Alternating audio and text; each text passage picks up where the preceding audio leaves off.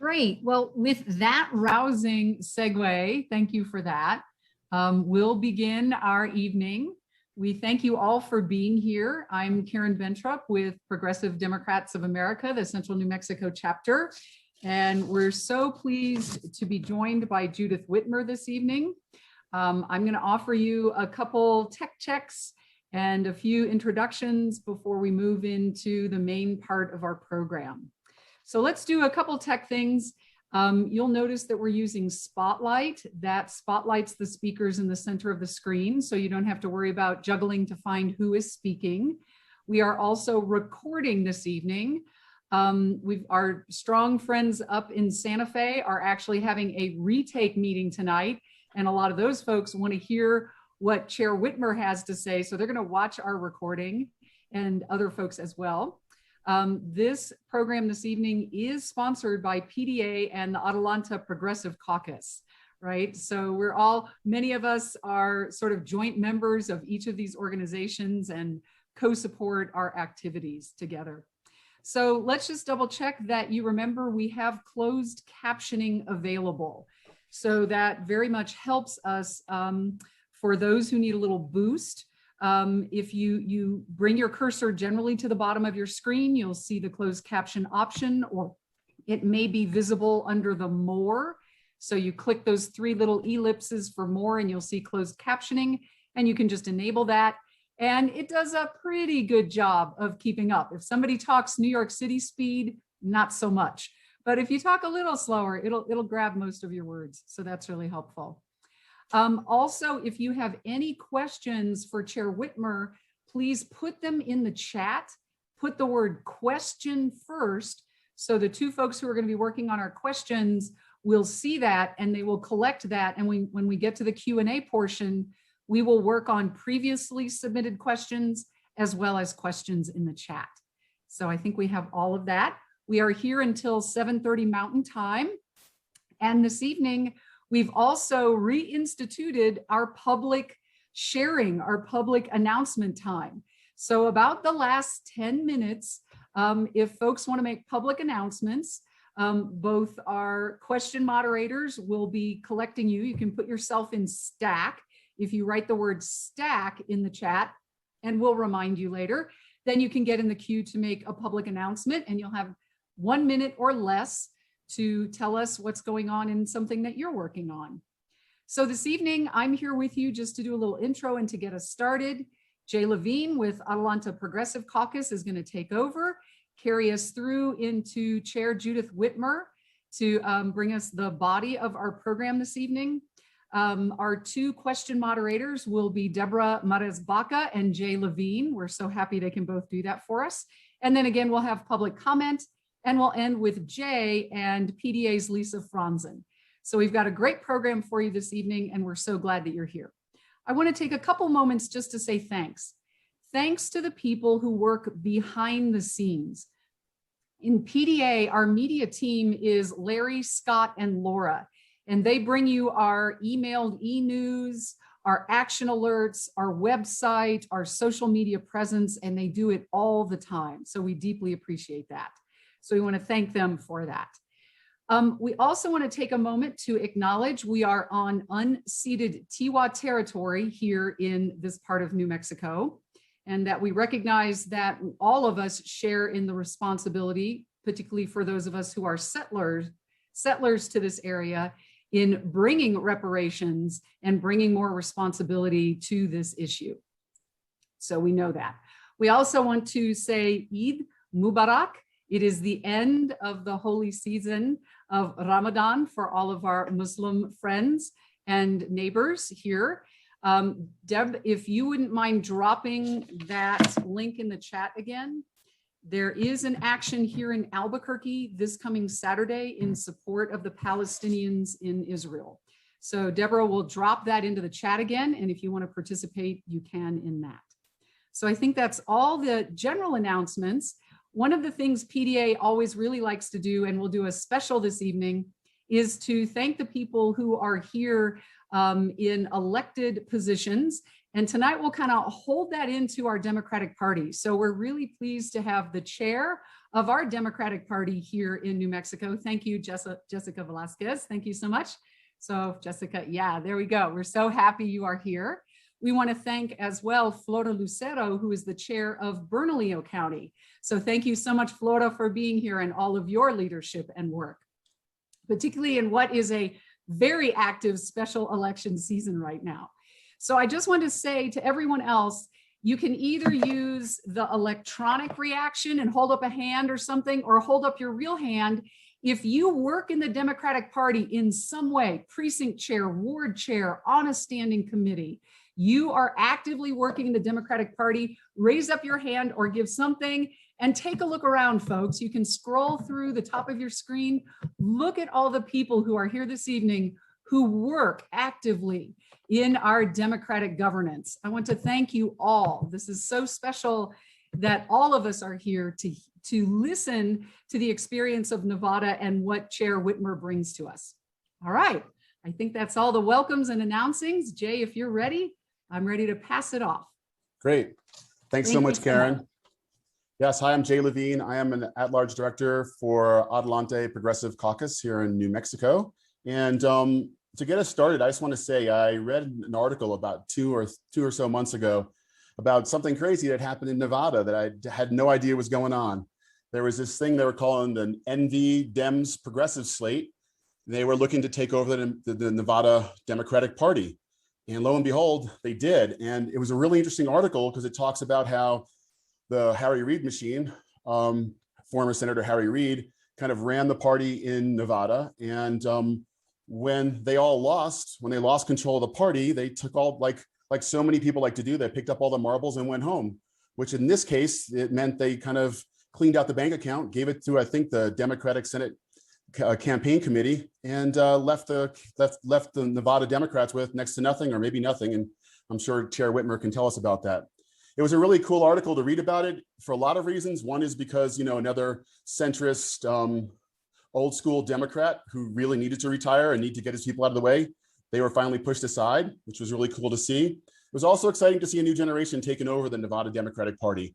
And it's, you know, the last thing I just want to say is, you know, these are part of things that can move forward and help us all do better. And kind of the really amusing part, I'll just say the last part is the defeated chair, they were running something called the Progressive Unity Slate. You know, it's this unity we've all heard about before. It's not unity as in like, let's come together, let's collaborate, let's do this together and make it all ours. It's the kind of unity where they say, okay, come on, join us. You can work with us if you want to, but they're not actually looking for unity. So I love that kind of a name for a slate, just telling us who exactly they are. And with that, Chair Whitmer, please. Thanks. Thank you very much for the intro. I know I've talked with some of you previously, and some of you have heard the story of how we accomplished this feat. But just to give you a brief overview for the ones that you know, maybe you haven't heard me talk before. This has been a project that's been in the works for a few years. In 2016, we saw some missed opportunities for progressive organizations to organize more effectively after that defeat in 2016. We had a huge progressive movement, but it didn't seem to have anywhere to go. And it seemed like a lot of people went off in different directions. It was after that a few of us got together and decided that we needed to have an inside and outside strategy to tackle the obstruction, to remove all those obstacles that remained in place, specifically to keep progressives out of power and to keep, you know, the elite few in power. And that's really what the bottom line is in all of this, is that no matter what, you know, these loyalist party leaders tell you, it's really all about power and control. And it would be nice to think that it was really about democracy and representing the people. But we found over and over again that doesn't seem to be their primary concern. But until you are able to remove that obstruction and get it out of your path, it makes it much, much harder for progressive candidates to win office. And it makes it much, much harder for progressives to make headway as far as your state legislatures go. Because it's not important just to focus on the national stage. As progressives, we care deeply about policies and issues, but we also have to care deeply about our own communities and what change we can affect at a local level in our own communities. And there's a lot that you can do, that each of us can do, by organizing together and removing that obstruction and realizing that we have to build that sense of community. We have to engage in our communities, and we have to be ready to lead on policies and issues and put the pressure on. So we started organizing. We formed a Democratic chartered caucus, which was called the Left Caucus, and it was chartered at the county level in Clark County, which is Las Vegas and greater area. That's our largest population area in Nevada. We chartered that caucus with the sole intent of moving the party to the left. And we made that very clear in our mission statement and in our bylaws. We submitted our bylaws for chartering. And around the same time, I also ran for party office. And we've got there are other progressives to stay involved with the Democratic Party and start to run for party offices as well. So we took over the Clark County Democratic Party first. And we started making more and more inroads and getting some of our progressive members to engage and stay active with the Democratic Party, to join the County Central Committee.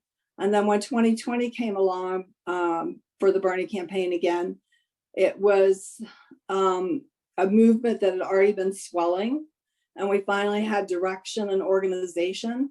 So, that was key to Bernie's landslide win here in Nevada as well. A lot of you recall that, that was a pretty momentous occasion, and he did win by a landslide here. We had a really effective ground game, and we won that campaign based on issues and policies. We know the people here of Nevada are on our side. We know there's a huge progressive contingency here in Nevada. It's just a matter of, elected officials just want to keep the status quo. So we have to take on that status quo. So at the 2020 caucuses, we knew that shortly after that we were going to have to do whatever we could to keep those people engaged in the Democratic Party, keep them from Dem exiting when, Bernie suspended his campaign. So immediately at the end of the caucuses, I started to engage with over 5,000 delegates that came out of the caucus process, and kept them engaged through the county convention process to the state convention process. And then from there, we were able to start winning board seats for the state party, which is what happens at our state convention. You elect at-large board members. And we were able to win 9 out of 10 seats on that board. In the meantime, we were still actively recruiting central committee members and getting those people nominated and elected to positions on the central committee. So we started building our power base. And one of the ways we kept everybody actively engaged was on platform fights. So here in Nevada, we have similar structure probably to most states, in that you adopt and approve your platforms at conventions. So at the county level, we were able to finally adopt the most progressive platform in Nevada history. But it was a huge fight. It was a really huge fight. And there was a lot of shady tactics used to try to keep planks out on healthcare and climate change. They pulled 3 planks that we had approved supporting Palestinian rights. They were able to get those. They basically just went in and removed them arbitrarily. So as you know, progressives like a good fight. So that really rallied the troops for us. They seem to think that progressives aren't ready and willing to go to battle, but we are. From there, we had another platform fight at the state party level. Again, we had so much pushback trying to get progressive planks into the platform. We were told that the platform should be molded to fit the Biden platform.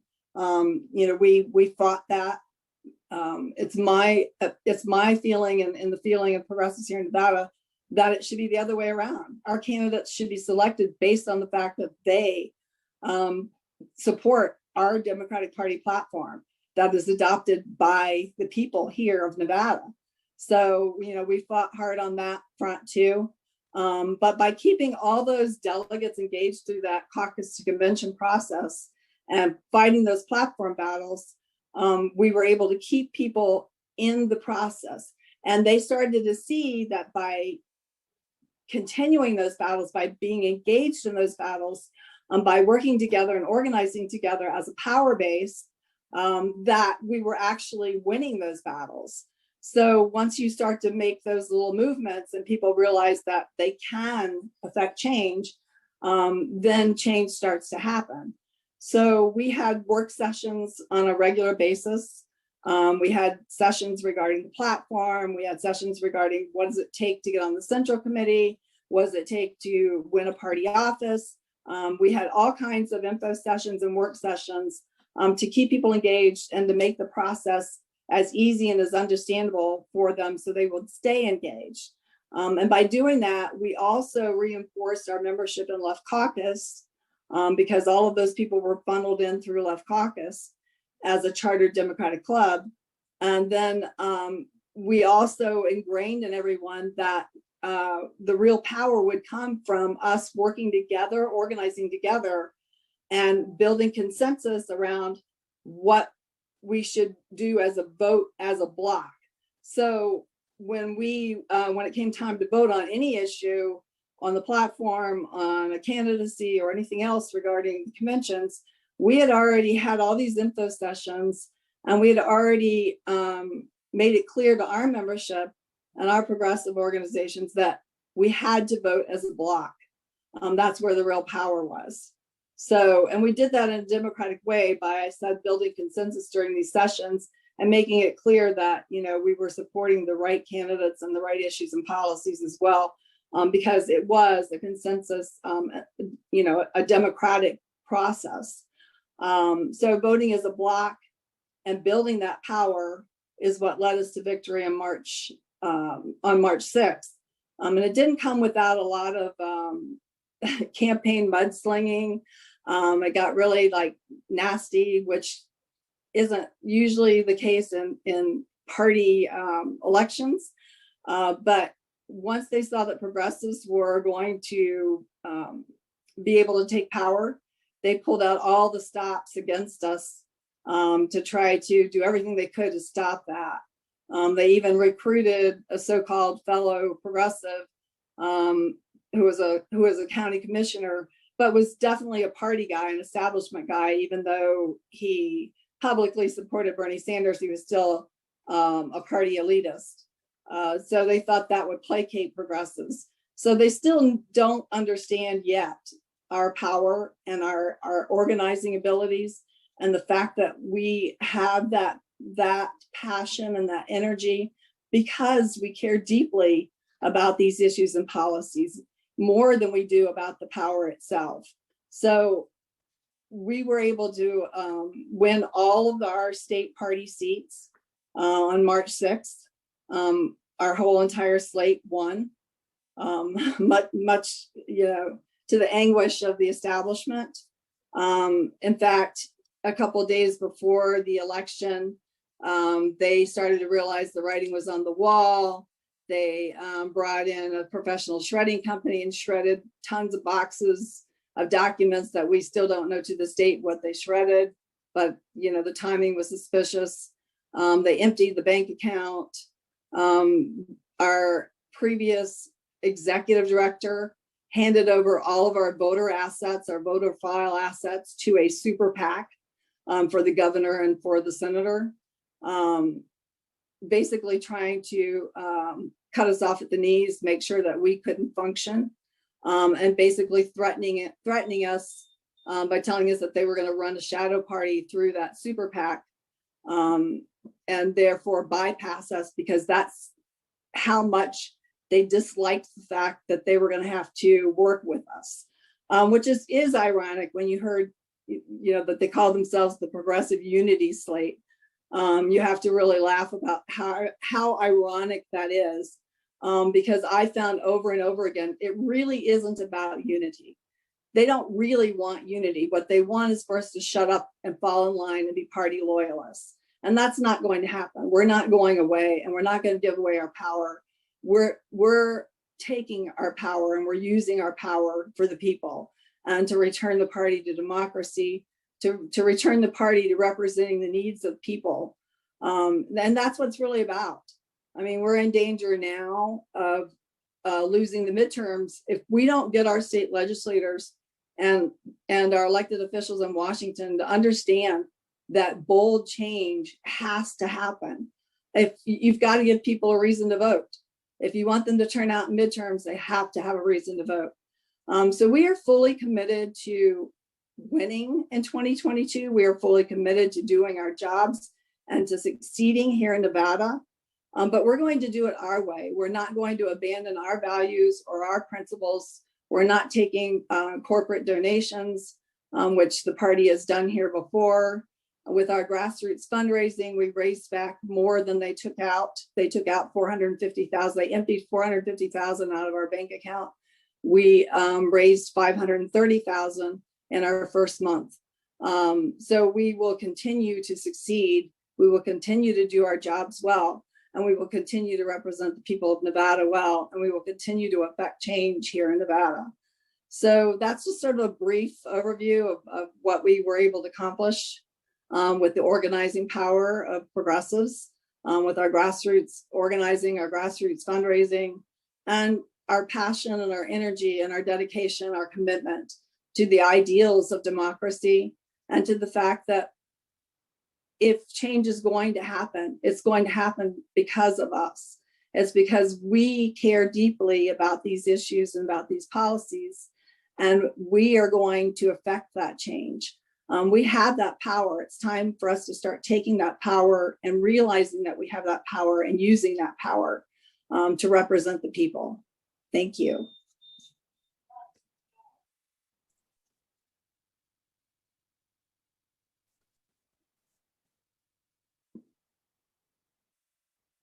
Thank you, Chair Whitmer. I think Deborah is going to be joining me up here. Yes. You want to go ahead and start first with the questions I sent you in the chat, Jay, and then I'll follow up if you're ready. Otherwise, I can start. Sure. So one of the questions here, in your quest to transform the party, what policies and structural changes will you be proposing for the Nevada Democratic Party? So what we've done is we've started to move the state party into an advocacy role, which is we've already gotten admonished by our state legislator for it, but we kind of really actually like it when we ruffle their feathers and sort of ruffle the status quo. But we are advocating on issues and policies. We are in legislative session right now.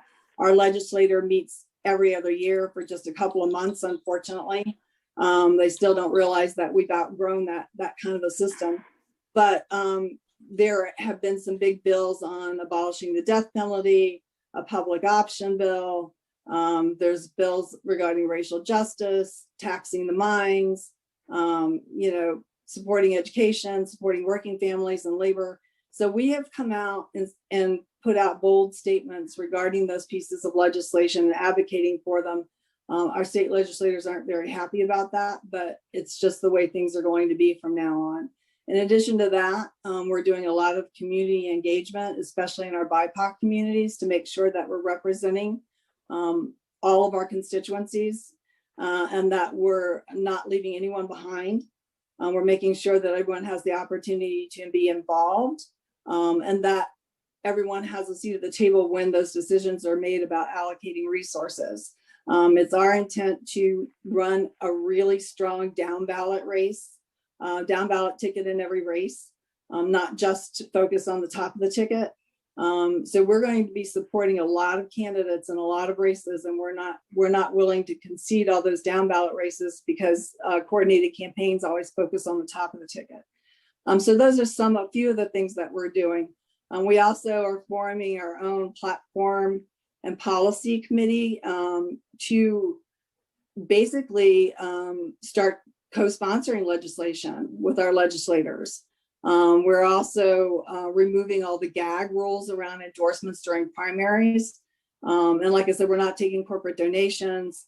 Previously, the party took money from like the police union and other, bad actors that we're not willing to do that. Thanks so much. That sounds great. Deborah, you want to ask one now? Okay. Okay, one of the questions that I have, or that somebody else posted is, I understand that the folks who won offices are members of DSA. Is there a strong DSA organization in Nevada other than Clark County, right? Actually, the biggest, strongest chapter is in Clark County, which is Las Vegas and greater area, but there is now a Northern Nevada and Washoe County DSA chapter. So we are working to build that coalition as well. One of the reasons that we are successful is because we have that inside-outside strategy. Like Left Caucus is also affiliated with PDA. So instead of forming like a separate PDA chapter, Left Caucus sort of functions in that way as well as the inside chartered Democratic Club. But we have a strong coalition with the DSA here. And we also have a strong coalition with several other progressive organizations. So, I think that, that's one of the reasons that we've kind of aligned a lot with PDA is because they also believe in that inside-outside strategy. I think it's got to be a coalition of partnerships working toward the same goals from the inside and applying the pressure on the inside and the outside. Thank you. Thank you.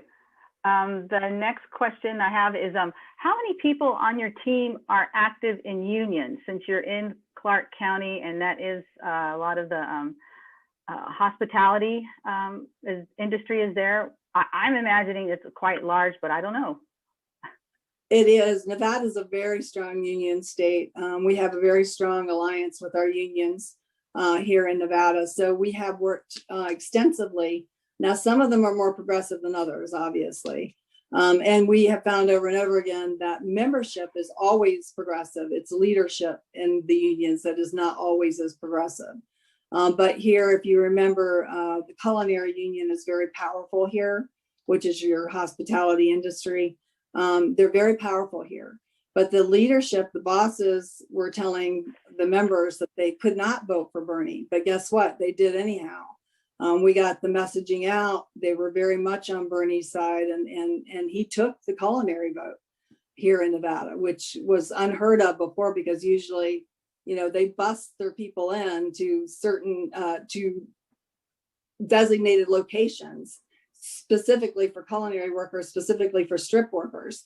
So they had like these caucus locations where they literally bust people in. The union bosses stand there and tell people how to vote. So, we were able to overcome all that, and we expect that to keep happening as more and more people realize that these progressive policies are not just, pie in the sky, or as Bernie would have called them, radical policies at one time, but they are an absolute necessity to our survival.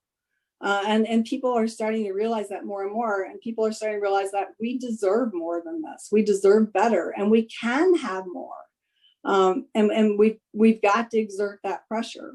But we have always had really strong alliances with our union brothers and sisters here in Nevada. They pretty much align with the Democratic Party anyhow. But we found more and more that the membership are skewing much more progressive than previously. Okay, and since you mentioned membership, how racially diverse is your SCC and county CCC? It's actually very diverse, which is funny because that you brought that up, because that was one of the things they tried to attack us on. We found that a lot of times, with progressives, or at least here in Nevada, and progressive policies issues, because we focus so much on progressive policies and issues, and a lot of us feel strongly that those progressive policies and issues help everyone. But some people don't see it that way. And there's been like a jockeying for power between different constituency caucuses. And some of those constituencies saw the progressive movement as a threat to their power as well. So we had to navigate that a little bit and make sure that we're always working to be diverse and inclusive in everything that we do. We fight for racial justice all the time, but there's still this sort of mindset about power and about getting certain positions.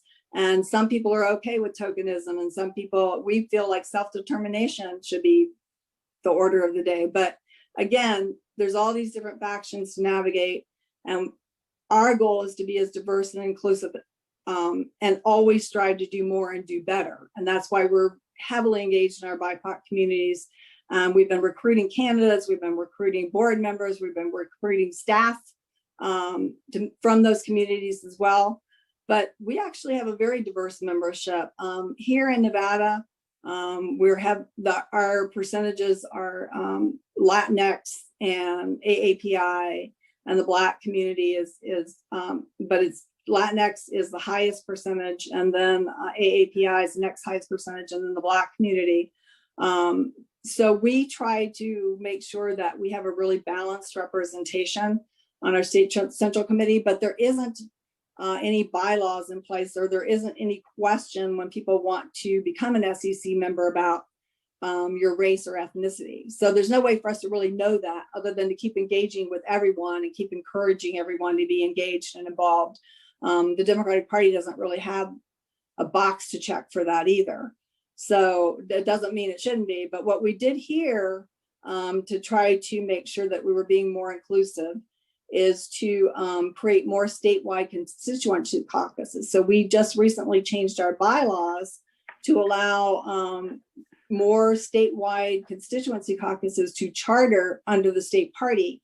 And once they are chartered, then they're elected, the person they elect from that statewide caucus to be their chair then gets a seat on our board, on our executive board. So that's one way that we're ensuring that everyone has a voice. Thank you. It's good to know that that your committee does reflect the population. Jay, do you have a question? Yeah, here's a good one I like. It's the question is, are Democratic candidates for office asked to support the state platform? No, but they should be. And we tried to pass that bylaws amendment the last go around, and we're going to bring that back around. Because first of all, that platform needs to reflect the people. What they did in the last convention is that the people appointed to the platform committee were handpicked by the executive director and the state party chair and by the DNC representatives, and the DNC representatives got to serve on that platform committee. They didn't want to allow progressives to even serve on that committee. I had to fight. I sent letters every single day, emails nonstop, insisting to the state party chair that they had to appoint progressives to the platform committee. Of course, they finally did, but it was after the majority of the work had been done. And so it was harder for us to affect change. And they did that at the county level too. They handpicked platform committee members. And it's not supposed to be that way. It's supposed to be delegates to the convention are supposed to sit on the platform committee and be able to vote plank by plank, make amendments to the platform, all these kind of things that are supposed to happen. All that democracy went away in the name of COVID, but it didn't have to, because you can still do those things virtually. But the state party here, in collusion with the DNC and in collusion with the Clark County chair at the time, decided that they would take all those rights away from the state, from the county convention delegates and the state convention delegates, so that they appointed members in advance. They determined the platform in advance, and then they just wanted to give us an up or down vote on the entire platform. So that was part of our fight to make our voices heard and to get planks submitted to that platform committee, force them to add those planks in. And then, we're only allowed to vote an up or down vote during the convention, which is not democracy. But there were a lot of things that we had a lot of pushback on. And time and again, that's what we've seen over and over again, is that, that's one way the establishment has been able to control the narrative. That's the way they've been able to keep the status quo. I mean, if you can keep all those outside forces from having a voice or being part of the process, and you come up with a platform, you say, yep, this is what the convention voted on, this is what we believe in, and it just happens to match Biden's platform, that's not acceptable. It's not acceptable. Our candidates should be meeting our criteria, not the other way around. The state party should not be serving elected officials. The elected officials should be serving the people. Wow, that was a great ending. Thanks so much. I love that answer. My next question is, do you have any recommendations for how the state Democratic parties can interact with the DNC, the DCCC, the DSCC with regard to making their operations more democratic, as you were just talking about? And the last part of this is, I'm thinking, this is the author of the question writing, I'm thinking of the controversy of the methods of the DCCC choosing to support candidates. Right. So there's a few different things we can do. First of all, is to make sure that all of our county parties and our state parties and all of their members on the central committees have the right to endorse in primaries, including all of our chartered clubs and caucuses. They must have the right to endorse. And that's one of the ways you start to take back that power, and you start to put them on notice that they will be held accountable. The other thing is with the DNC is that the more progressives you elect to your state party positions, for instance, myself and our first vice chair are automatically now DNC members. So we get to attend those meetings, we get to have a voice, we get to join committees. Of course, you know, some of the choice committee assignments are given to lobbyists and special interest groups, but we're trying to change that. And that's it. I mean, that's the next big, huge obstruction machine that we have to take on. Most state party chairs are allowed to make recommendations for appointments as well. So I'm pushing hard to get some more progressives appointed. As state party chair, I have the right to submit nominations to the DNC, so I will be doing that, and they will all be progressives. What sucks about some of these, the way these things have happened in the past, is that some people are appointed, not elected. Some people are appointed to the DNC by, certain elected officials at the top, like our U.S. Senator or Senator Reid before Senator Cortez Masto. Somebody did somebody a favor and got a choice committee appointment. Maybe it's a high-ranking union rep. But regardless of that, they end up serving these 4-year terms, and they aren't representing the people. They're representing their own special interests. And that's got to change. That's got to change. Those DNC representatives should be from the body of the people. They should be from the Democratic Party of the people, not from special interest groups and not from lobbyists, and not because an elected official owes them a favor. So that's one of the things that I'm trying to take on.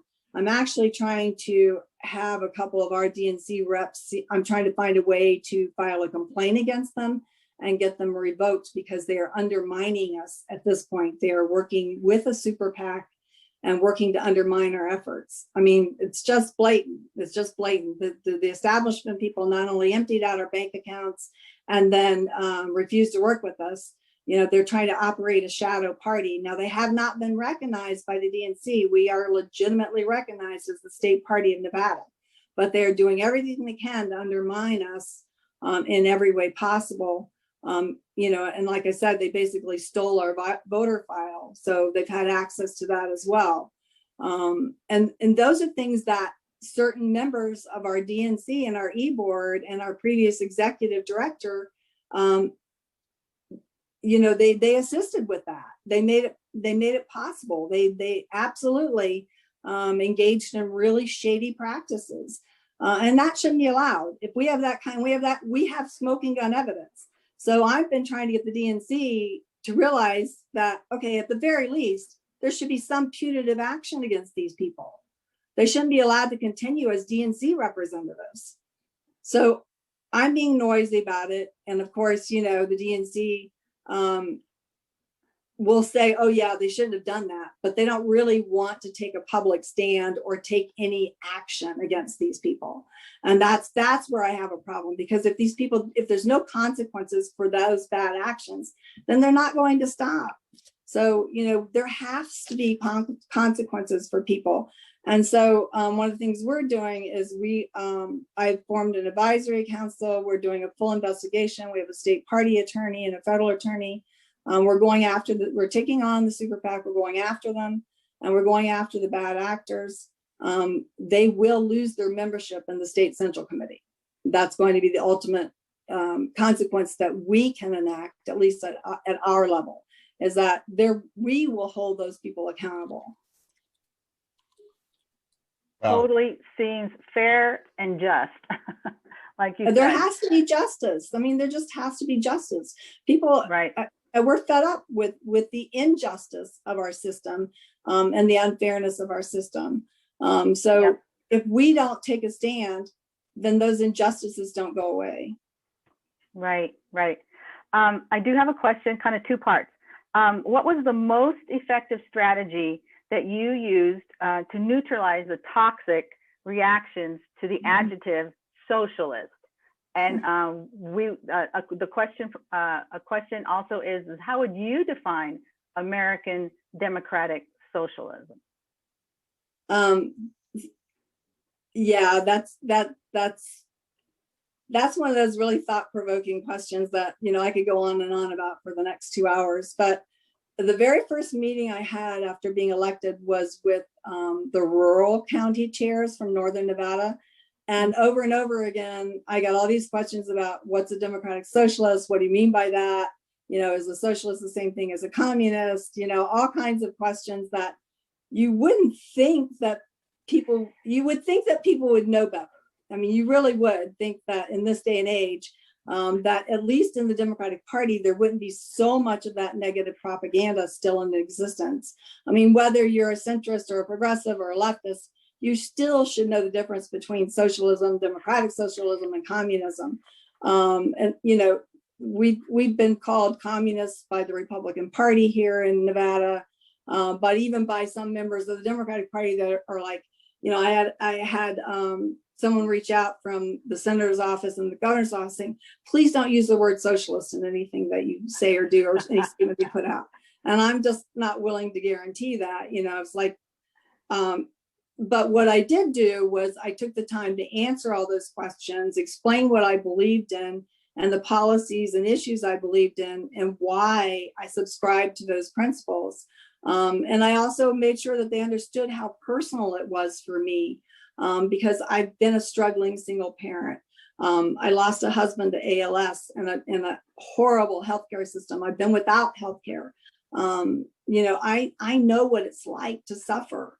And for the average person, if you're not engaged politically and you only see what you know what's on the news, on the news media or whatever, and you don't really understand what these processes are, then it's easy to fall into the propaganda trap.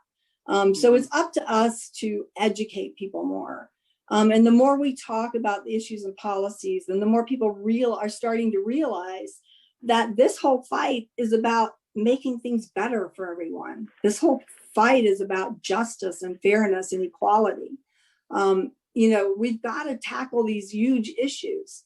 And the disconnect for here, the people that I talk to is that people will say, yeah, we do, you're right. But it shouldn't be the government's job to do that. Or, you know, what about all these billionaire philanthropists? You know, they donate to these causes and stuff. Or we're going to lose our liberties or our freedom if the government does this kind of work. You know, that kind of disinformation is what you have to get around. But when people talk to me about democratic socialism or ask me about it, I just tell them why I believe what I believe and what I think the issues are facing humanity today on a global scale, and what we need to do to tackle those issues and to make things better for people. And that we have to start imagining a better world and figuring out how to get there. And that's really what this is about. And why isn't it the government's job? It should be the government's job. What the hell do we pay taxes for? Why are we even questioning that it's the government's job to provide for us? That's what we pay into. And if we're going to rely on the private sector, then I guess we're still waiting for trickle down to happen after all these years, because it's not going to happen. If we're relying on the private sector to make the world a better place, it's not going to happen, because they're only interested in short-term gain for their own private interests. And people are starting to wake up to that. You know, people are starting to realize that things can be different. And I think all that credit really goes to the Bernie Sanders campaign and to his message. and to his inspiration, and people like the AOC and the rest of the squad that are willing to stand up for their beliefs and say, hey, it doesn't have to be like this. We can affect change. And I think one of the ways that we get around all that is really staying tightly focused on what's going on in our own communities and how we can affect change here. And people are more willing to get on board that way rather than trying to think too big. And then people get overwhelmed or they get frustrated because they say, oh, it's not going to happen. You're never going to be able to get that to happen. But how about what we can make happen right here in Nevada? We've got a public option bill that may pass this time around. It has a really good chance of passing. Even though it's not ideal, it's still one step closer. We're one step closer to this, one step closer to this, but it's going to take a huge monumental effort on our part to remember that we can't stop applying that pressure. The fight is always going to be constant, but we can't shy away from those fights. We just can't shy away from those fights. When Bernie said, not me, us, I took it very literally. And I said to myself, what can I do? Because I first got involved in political activism during the Obama campaign. I was a field organizer for Obama 2008 and in 2012. And I can remember being very inspired by the message of hope and change and yes, we can. And then extremely disillusioned when nothing happened. And I guess I was paying more attention to why things didn't happen then. Even though as a struggling single parent, it started to really dawn on me that, okay, it's not just about Republican obstructionism.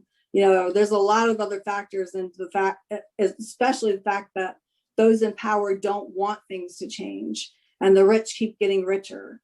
And people just have been willing to accept that. Why are we so willing to accept that that's the way things have to be? They don't have to be that way. I think a lot of it is about working on a local basis, building a sense of community, organizing, forming coalitions with our partners to do what we can do in our own communities to affect change. And once people start to see that, you start to see the momentum build across the country. Because just like you're doing in New Mexico, just like PDA is doing across the country, I'm seeing that more and more within every single state. These same kinds of movements, these same kind of momentum building. Bernie's inspiration did not die with the suspension of his campaign.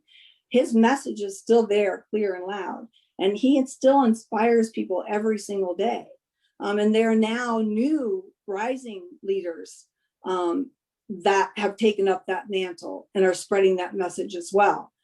So I think if you keep people focused within your own community about the change that it can affect locally, they start to see that real progress can be made, that they can affect change, and they don't get so distracted by what they can't do, and they focus on what they can accomplish. Great. I think that's a great way to end it. We're getting close to our time, and we do have a few more little tasks to take care of. Jay, did you have anything else? Yeah, well, not yet. We do have another about 15 or 20, well, 15 minutes, I think, for this. Yeah, we probably got like 2 more questions, maybe. Yeah, well, we've been getting some really great long answers from Chair Whitmer, so maybe we'll see how that goes. Sorry about that. I can share. No, that's great. Oh no, not a complaint. Really enjoying what you're bringing to this discussion. Doesn't our meeting go to another half hour? Yeah, we got it. Yes. 7:30. Thank you, I did Cheryl. want to say one thing before your next question. In meeting with New Mexico, yesterday I met with Sacramento. Before that, I met with another group from California. I've met with people from Colorado, met with people all the way to Maine. So just keep that in mind, that this momentum, this movement is growing exponentially. And the more that we realize the power that we have, the more we use that power, the more we come together as a real force of power, the more of change that we can affect. And change doesn't happen incrementally. Big change requires big movements and bold movements. So I'm really inspired by everything I'm seeing and hearing from everyone here on this meeting tonight. and everyone across the country. PDA is doing great work. A lot of organizations are doing great. And I am greatly inspired by the discussions I have every day with people across the country. Thank you. That the whole concept of being bold, bringing forth change, I think is something we need to keep repeating over and over again, because I agree, it's the only way we really get things done. So Samia Assed writes, I ran for chair of the DPNM, the Democratic Party of New Mexico, as a Palestinian American Bernie progressive. I never expected to win, but had hoped to have support of a solid block of progressives, which I did not get. How do you filter true progressives, and how do you address racism within true progressive spaces? So I'm sorry to hear that there wasn't the support there. I'd want to know, was the support dependent on members of the Democratic Party, members of that caucus or committee? Who was the support coming from? Was there any organized support from a chartered club or caucus part of that? So what we did here in Nevada is we went out of the way during the Bernie campaign to really start engaging with our BIPOC communities. And not everybody has the same, not all policy, it's not one size fits all in a policy. So healthcare might be extremely important to one community, but education might be the issue that's most critical to another community. So you have to do a lot of listening. You have to really understand what's important to people and engage with people in service, and making sure that people realize that you're there to represent their needs, not just sort of there to recruit them to your cause. We're there to listen and to support the issues of the people. So here, what we did was we worked really closely with constituencies and encouraged them to form their own bases of power. So what we did here was I worked with the Moss here in Clark County. In fact, two of our newly elected state party officers are members of the Muslim community. We organized around the Muslim community really strongly, and we now have a chartered Muslim Democratic Caucus, and they're about to go statewide, be chartered statewide as well. So what we're doing is empowering those constituencies so that and supporting them in that power, making sure that there is that base of power to lift up candidates from those communities as well. So like I said, we elected 2 members of the Muslim community from the Muslim Democratic Caucus that now sit on our executive board as party officers. So I guess I would have to look at the whole thing to figure out where the drop off was, or where there was a gap in support. But I would hope that that's not typical. I think it's just more a matter of that sometimes we haven't engaged with everyone that we need to engage with, and we haven't empowered people that we should be empowering and bringing with us, to make things better, that we're always listening, we're always engaging. We do a lot of community service, and we do a lot of joint projects with our Muslim community, as well as our Latinx community, our AAPI community, the Black community. So we try to make sure that we're being representative of everyone and building that power for everyone and lifting up candidates from those constituency caucuses as well. So I know that this is a really tough issue to navigate. And like I said, even during our campaign, we got accused of being racist because we were progressive. But even though we had a very diverse slate, like I said, 2 Muslims, a Southeast Asian, a Black man, and a Jewish man on our slate, I mean, we were still accused of being racist because we were progressives. So I think it's going to be different everywhere. You have to figure out why someone has that perception. In our case, it wasn't a true perception, but they found it as a useful tool against us. It was easy to label progressives as racist, but why? Why is it easy to label progressives as racist? I've made very, very public statements in support of reparations and support of all of our constituency caucuses. I've done a lot of community service with a lot of different organizations. I try to always be inclusive, always listen. But why is that still a label that's thrown out easily against progressives? So we have to do some self-determination as well, some self-discovery to figure that out. In our case, what we're doing is we brought in Dr. Sandra Owens, who does diversity training, and we're requiring all of our officers to take that diversity training. We're requiring, it's mandatory for our entire executive board to take that training.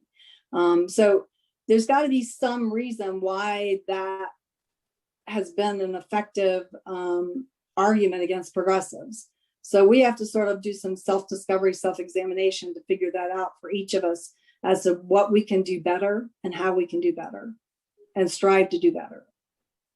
Thank you. And just so everybody knows, according to the man behind the curtain, Lloyd, we're going to be doing question and answer until around 7:10 our time. So for another 13 or so minutes. Next question, I'm going to try to shorten quite a bit. It's a long question. The question is about, so I'll start with the previous Nevada party leaders managed to get Yucca Mountain off the permanent nuclear repository list. And I don't know if you know, what we're battling with something called the Holtec in South Central New Mexico, and they want to use it as a temporary repository, which we all know likely won't be temporary. And so there's the questioner, I think it's Athena, was just asking for some ideas on like how you guys were able to do that, if you know, and anything you can offer. Well, here in Nevada, public lands is a big deal for Nevadans. So pretty much whether you're Republican or Democrat, you supported the public lands and you were against storing toxic waste here. So it wasn't a big deal for our elected officials to all sign on and band together to fight having the toxic dump here at Yucca Mountain. Although some scientists will tell you that it might have actually been the best place to store it. I think we have to start moving past that discussion and understand that we've got to move towards a green economy. And we have to really fully embrace the Green New Deal. And why are we still discussing nuclear waste dumping and toxic waste dumping? We can't even get massive rapid rail transit here across the US. I mean, why is that? Why are we still so dependent on fossil fuels? Why are we so dependent on an economy that's based on fossil fuels? And we give all these incentives to the oil industry. We don't clean up our environment. We don't even regulate our environment anymore. These corporations are getting worse and worse, especially under Trump's administration. They pretty much gutted the whole EPA. But the short answer is because we had political buy-in from everybody. I mean, it was easy for our elected officials to say, hey, we're not going to have that toxic waste in our backyard, and to apply that pressure in Washington, D.C., because you had bipartisan power politics at play there, because that was pretty much one of those issues in Nevada that nobody wanted the toxic waste here. So it was very easy for our politicians to band together on that issue. That's good news. I have a question about those neoliberal corporate Democrats that may have been in the mix. The question is, when the neoliberal corporate Democrats who run the national party intervene in a state political process to use their influence against a progressive, what is the best way to deal with that? We've had that a couple times in New Mexico here, and I'm sure you have too. Yeah, and that's why taking over the party is really critically important. And that's what we were seeing here as well. We couldn't get progressive candidates past a primary because the deck was stacked against them. All the power was given to the legislative caucus. The state party chair worked in league with the DNC and with the legislative caucuses here to allocate resources only to their favored candidates or to incumbents. There wasn't a level playing field. They made it impossible for anybody that did not kiss the ring of Harry Reid and his machine and his cronies and the legislative caucus, the party leadership, If you didn't kiss the ring, get the blessing from our Senate and Assembly majority leaders, you were not going to be the candidate coming out of the primary. That's how bad things were. It was very, very corrupt.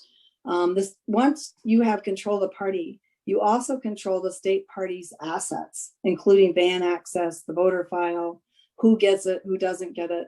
And then you can level the playing field.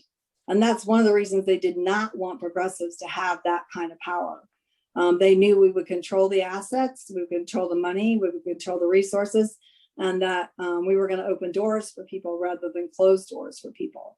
You know, the party leaders in the past have worked, you know, behind closed doors to make decisions on who gets resources, for instance. And that's why they're always willing to concede so-called red territories or districts. They don't want to spend the money there. They don't want to spend the money on a sure thing, rather than thinking about the people, you know. So we can't, those things aren't sustainable. That's what's so frustrating about this. If you look at, you know, our establishment, our neoliberal corporate Democrats here in Nevada would say, oh, but we've been winning, we're winning. But if you look at the stats, the data clearly shows that the margins have been getting more and more narrow, because more people are registering nonpartisan, more people are disengaging. Now with automatic voter registration, they're not even choosing to register as a Democrat, they're choosing to register as nonpartisan. And you're losing those people because you're not giving them a reason to engage or a reason to vote. And if people don't vote, then you know what happens. I mean, we need people to vote, but they want to vote for the right reasons, and we need to give them those right reasons. But that's why it's so critical to remove that obstruction from the inside, so that those elitists can't continue to control the purse strings or the assets or the resources to get progressives elected to office. And yes, they have interfered in the past, but guess what? They can't do that anymore here in Nevada. We won't let them do that anymore in Nevada. And for instance, you know, one of the things that we heard over and over again during the campaign is they accused us of, oh, we were going to primary the governor, we were going to primary Senator Cortez Masto, therefore we couldn't be trusted, and we you know, they need to make sure that we didn't win office. Even though, you know, we assured them over and over again that that's not going to happen, but we are going to level I was very clear that we were going to level the playing field, and we were going to support all candidates, not just the favored few. They didn't like that, but that's what's happening. And so there is now a primary challenge, a very significant primary challenge in Congressional District 1 that will be on the ballot in 2022. That progressive candidate has already announced. She's a huge advocate for healthcare for all. She's a huge advocate for progressive ideals. She was a Bernie 2020 surrogate. And we fully expect her to do really well in this election. And she's not going to get shortchanged when it comes to the resources needed in a primary. The incumbents are not going to be given favored status. They're going to get the same access and the same level playing field as everybody else. Wonderful, good news. And speaking about voting, somebody wants to know, their question is, what is DSA doing to stop voter suppression being legislated in in so many states right now? Yeah. Well, we're taking a stand on it here locally too, but I have to say that one of the things that Nevada does very well is support voting rights. We've done a really, really great job of making voting easy and accessible for our citizens here in Nevada. We have a ton of early voting. We have a ton of caucus, which will be primary locations. We are moving from a caucus to a primary system. So we've done a really good job of making voting easy and accessible for everyone. We're expanding our voting access. We're going to make vote by mail a thing for everyone, like we did during COVID. You know, everyone will have the option to vote by mail. But again, we make it easy and attainable, and we don't support anything that could be taken as voter suppression.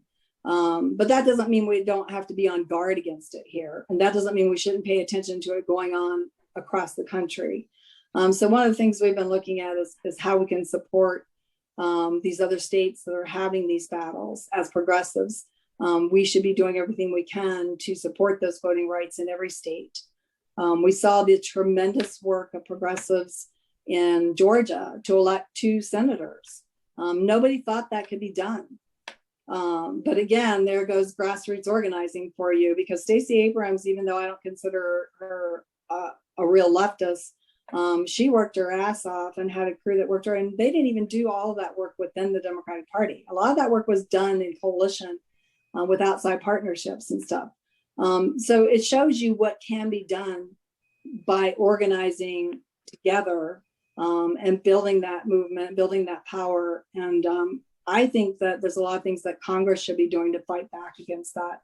I think it's time for some federal legislation as well to protect voting rights instead of, we do it so piecemeal. I get it about states' rights, but at some point, why do we keep letting all of these, Republican-controlled state legislators suppress people's right to vote? It should be a federally protected right. Yeah, and one more question about voting. Oh, do you have any, or did you have any particular strategy for engaging younger voters? Yeah, actually we do. We are in the process of trying to build our Young Dems caucus here. Typically before, like, our Young Dems would get involved as like field organizers or do internships, but they weren't even paid internships. So we've implemented a paid internship program.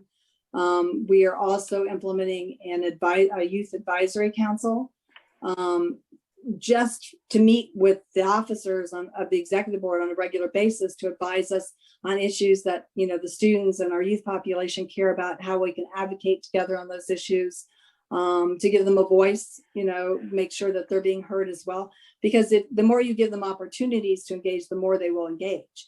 It's just typically in the past, the party would only reach out when they wanted them to go out and knock on doors. I mean, and that's not enough. I mean, they want to actually have a seat at the table and talk about the issues and policies that are important to young people. So, we're going to be doing a lot of that work as well. I've met with all of our Young Dems chapter chairs and our statewide caucus, Young Dems caucus chair, to talk specifically about how to engage more.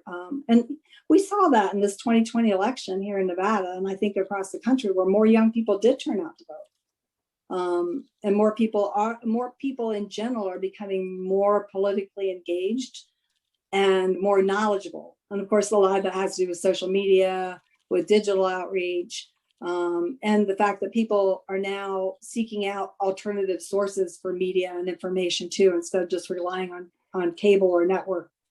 So I think that that's all moving in the right direction. We have to get ahead of that messaging sometimes. I think progressives sometimes we're reacting rather than being proactive. And so we have to do a better job of getting our messaging out ahead of the neoliberal messaging or ahead of the Republican messaging. We have to start moving harder and reaching people and finding more ways to reach people. So in Nevada, we're looking at being very much more tech advanced as well. So we're building a whole new party infrastructure so that we can run the party like a campaign. So we'll be doing surrogate events, we'll be doing grassroots fundraising events, we'll be doing outreach events, we'll be doing community service projects. We're going to be doing work around the clock year round to engage people rather than just the ramp up to an election. So the more of that we can do and get ahead of the game, and the more that we're bringing in new tech, new ideas, thinking outside the box, bringing in more younger people with more creative energy, bringing in more highly skilled people that, have a lot of IT experience as well. Because typically here in Nevada, they would rely heavily on the old field organizer structure. You go out and canvas or drop lit or phone bank. That's not enough anymore in this day and age. That's nowhere near enough to engage people and reach people. So we're trying to do a lot of hybrid solutions, customizable solutions, so that we're cognizant of whether we're doing the outreach in rural communities or urban communities, constituency caucus outreach. So we're trying to tie all of those things in and sort of enter a new dawn or a new era of party politics. Well, thank you, Chair Whitmer. It's been a great discussion. I've enjoyed so many of these, hearing about everything you've been talking about. As a Bernie person, I just couldn't agree more with just about everything you said. It's a breath of fresh air to hear it. Thank you. We're going to transition now to a community discussion for the next about 10 minutes or so. And Deborah's going to lead that. So Deborah. So with PDA, traditionally, when we were meeting in person, we would leave the last 15 minutes open for community announcements. Everybody gets a chance, 1 minute, to let everybody else know about what they've got going on, or an event that's coming up, or even a candidacy. So I will time people. I think what we were going to do is call out stack, maybe something like that. And but I can certainly time you. And we've got time for some community announcements. And I know that Nicholas Bevins, you're in stack first. Do you want to unmute yourself? Lloyd, do you want to give him the power to do that? You've got 1 minute. Yeah. All right. It might take me just a tad longer. Not much, but so most of you know me. It's good to see all of you. I was a Bernie 2020 organizer. I'm running for mayor. We're in a weird state in this election where there are only 4 candidates, and Brian Colon, who's here, could tell you just how strange that is compared to last year's election.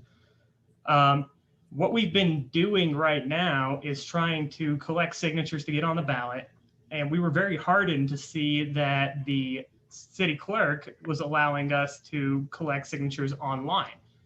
Unfortunately, their website has been crashing almost nonstop since we have been trying to collect signatures. Lloyd DeWalt actually messaged me a couple days ago showing that the website was telling him he wasn't registered to vote, which is nonsense. He went and he checked, he's registered to vote. And on that day, we actually sent out 4,000 emails. So by our estimation, we've lost hundreds and hundreds and hundreds of signatures because we built our campaign around social media outreach. So our ask at this point is to have people sign up to volunteer, because we now have to get a ground game out, basically because of the city clerk's incompetence right now. And I'm hoping that's something Brian Colon can look into, because it is not working at all. So we're going to be collecting signatures, hopefully at polling places, staying 100 feet apart, 100 feet away during this general election for Melanie Stansberry, trying to just get the signatures that we need. So we need people, because our digital strategy essentially got sabotaged here. So I can put the link for our Google Form sign up into the chat, and anybody who's willing to help us, that would be great. I am the only socialist in the race. I'm the youngest person in the race, only renter in the race. If you're willing to help us out, learn more, sign up at the Google sheet, Google Doc that I'll be putting into the chat. Right. Thank you. Yes, please do that, Nicholas. And I'm sorry for going over my time just a tad. You're good. You're good, dude. You're good. All right. I thought I saw Samia Assad. You were in stack. Was I mistaken? Do you want to make an announcement? Well, you know what? I want to announce the event on Saturday, which Please is it coincides with the Nakba anniversary, the 73rd anniversary of the Nakba, Palestinian Nakba, and also to address the horrific apartheid oppression on the inhabitants of Sheikh Jarrah in Jerusalem. There are nationwide protests all over the country, and I hope that all justice-loving Democrats and Americans come out to support this community. It is in dire need of your attendance and your support to get attention from our politicians. Thank you. Yeah, that's at Tigway Park here in Albuquerque. Yes, 3 to 5. 3 o'clock. Yes. On Saturday.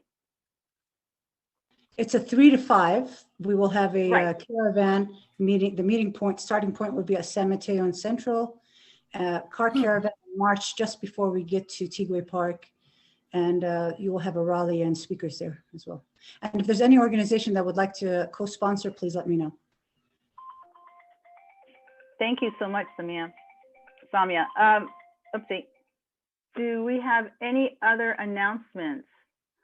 This is odd because like when we're in person doing this, the line is like 5 miles long throughout the building. Is like, okay. I don't see anything else. This is it. Any other announcements?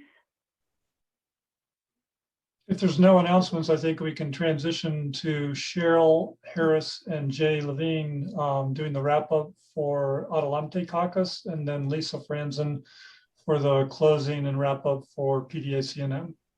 Let's do it. Okay, take it away, Cheryl and Jay. Okay, great. Thanks. I'll get started. Cheryl's I'm gonna try to make this quick so Cheryl can talk after me. So I want to say a few things about what we heard from Chair Whitmer, which was just a lot of great questions. Thank you all for that. Those great questions led to some really interesting information and really great detail from Chair Whitmer. Wonderful stuff. You know, as a member of SPARC, most of you know it's the State Platform and Resolutions Committee here in New Mexico. I loved hearing her talk about the platform fights in Nevada. It's so interesting where folks, of course, folks that are to the right or far to the right of us choose their battles. And so for them in Nevada, that's where they chose to go. Fascinating stuff there. Also, she said something, I'm paraphrasing, elected officials are here to serve the party, not the other way around. Something we always have to remember. They're here to serve us and the party, not us to serve them. All right. She mentioned the, sorry? She said they're here to serve the people. Thank you. Thank you, Judith. Appreciate that. Yeah. Great. And Judith Deitch was just saying that they're here to serve the people. I mistyped it when I wrote it. You know, and the last thing that I actually checked the transcript to make sure I got this right is she said, we have to start imagining a better world and what we have to do to get there, right? That's where we are today, right? We have climate crisis, which we are kind of like every day losing a path to survivability in.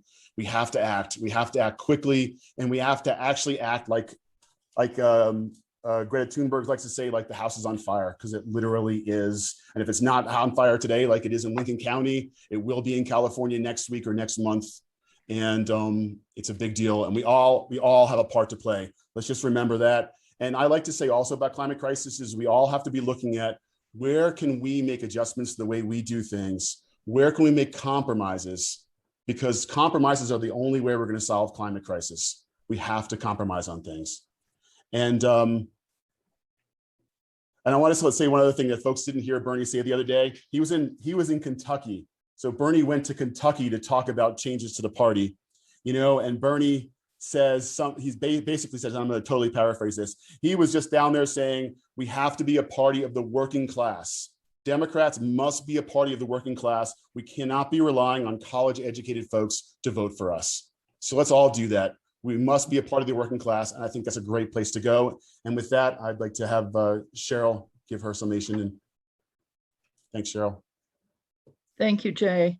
I just want to say thank you to Judith very, very much. If she's still on the line, I'd like to thank Chelsea for coming on this and staying on it, because I love Chelsea, and she's an integral part of our party. Now she has new folks to work with in the executive branch, so it'll be an adjustment for her. One thing I was interested in was the things Judith said. They were all wonderful. And I was comparing us in New Mexico to her in Nevada and where they're at. And I thought, gee, some of these things we're ahead of them. Some of these things we're behind them. And some of them we're kind of doing the same thing, you know, with the help of working families and Retake Our Democracy. Both PDA and Adelante did a lot of lobbying of the legislature this year. Sounds like maybe we're a little bit ahead of Nevada on that one. But what I'd like to do is take everything she said and have a postmortem one of these days soon with our organizations to go over all those things and say, where are we and what can we do to reach a higher level of performance in those things? So we have work to do. The last thing I'd like to let everybody know is that Pia Gallegos and Norm Solomon, who heads Roots Nation nationwide, and I are working at putting together a little forum, I don't know what to call it exactly, of all the progressive caucuses that are around the country to talk about just these issues, what we can do together as caucuses jointly, especially with pressure on the DNC to reform and change and be more honest and transparent. It was kind of like what Judith was talking about, that she's already talked with the California caucus and other states' caucuses, or other states' chairs, excuse me. We want to do the same thing at the progressive caucus level and see how we can leverage our unity into more strength nationwide. So I think the opportunities now, the way the people in the country are feeling about some of the, quote, Bernie issues, moving to the left, Medicare for all, the voting and polling are all in our favor. And it's another good year that we should jump on the opportunity to make a giant step forward. So I want to thank everybody for being on this call. I want to thank Jay for doing the work on the questions with Deb for Adelante, and let's go forward. Adelante. Thank you, Cheryl and Jay. I also want to remind people that this presentation has been recorded and at some point will be posted on the PDA website. So if you missed part of it or want to watch it again or share it with somebody else, it'll be available there. And Lisa's going to do a closing and some comments about PDA. Yes, hi, I'm Lisa Franzen. I'm the CNM chapter leader here. Like the others have already said, I want to give many, many thanks to Judith for being with us tonight, and especially for bringing all that good news that she gave us from what she has accomplished in Nevada. It is absolutely amazing. And again, I'm following Cheryl, so I will say, just like she said, there's a lot that we can learn from that.